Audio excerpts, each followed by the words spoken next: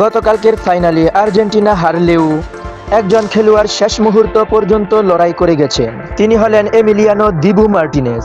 ম্যাচের শুরু থেকেই স্পেনের আক্রমণের মুখে পড়তে হয় এমিকে। একের পর এক কঠিন পরিস্থিতিতে তিনি গোলপোস্টের নিচে দারুণ দৃঢ়তা দেখিয়েছেন।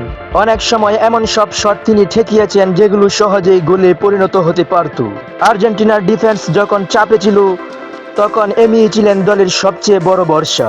তার দুর্দান্ত রিফ্লেক্স, পজিশনিং এবং আত্মবিশ্বাস আর্জেন্টিনাকে ম্যাচে টিকিয়ে রেখেছিল দীর্ঘ সময় পর্যন্ত। ফুটবলে একজন গোলরক্ষকের কাজ সবচেয়ে কঠিন তখনই হয়ে যায় যখন পুরো দল চাপে থাকে। গতকালের ম্যাচে এমি ঠিক সেই অবস্থার মধ্যেই নিজের সেরাটা দেওয়ার চেষ্টা করেছেন। স্কোরলাইন হয়তো আর্জেন্টিনার পক্ষে ছিল না, কিন্তু এমির লড়াই ছিল প্রশংসার যোগ্য।